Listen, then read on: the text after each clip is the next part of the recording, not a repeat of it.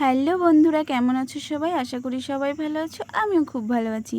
Babita official চ্যানেলে সবাইকে welcome জানিয়ে নতুন আরেকটি ভিডিও নিয়ে চলে এসেছি। আজকে করব দই কাতলা। প্রথমেই কতগুলো কাতলা মাছ নিয়ে নিয়েছি, ধুয়ে পরিষ্কার করে নিয়েছি, লবণ হলুদ মাখিয়ে নিয়ে এখন মাছগুলোকে না অল্প ভেজে নেব, খুব বেশি ভাজবো না মাছগুলোকে। কড়াই বসিয়ে দিয়ে কড়াইতে তেল দিয়ে একে একে মাছগুলোকে দিয়ে দেবো। মাছগুলো একটু এপিট ওপিট ভেজে নেব।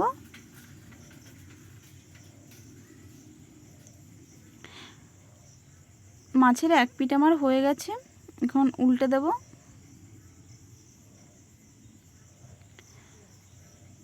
এদিকে দেখো আমি মশলা করে নিয়েছি, পেঁয়াজ রসুন আদা টক দই নিয়ে নিয়েছি।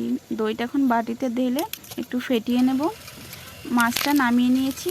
এখন ওই কড়াইতে আরও কিছুটা তেল তেজপাতা একটু দিয়ে পেস্ট করে রাখা মশলাটাকে দিয়ে দেব।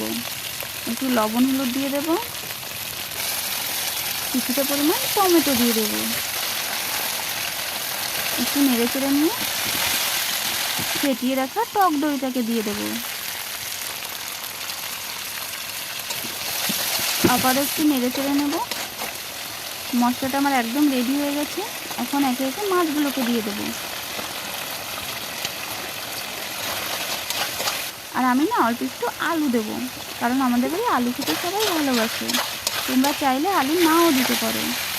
মাছ আলুটা ভালো করে কষিয়ে নিয়ে পরিমাণ মতো জল দিয়ে দেবো। কিছুর সময় ঢাকা দিয়ে রাখবো। ঢাকনা খুলে দই কাতলাটা আমার প্রায় রেডি হয়ে গেছে। একটু গরম মশলা দিয়ে নামিয়ে নেব। দই কাতলা আমার একদম রেডি। কালারটা দেখেছো কত সুন্দর হয়েছে, খেতেও কিন্তু দারুণ টেস্টি হয়েছে। তোমরাও আমার মতো দই কাতলা ট্রাই করতে পারো। আর আমার ভিডিওটা যদি ভালো লেগে থাকে like comment share and subscribe করে দিও। দেখা হচ্ছে অন্য কোনো সুন্দর একটি ভিডিওতে। বাই।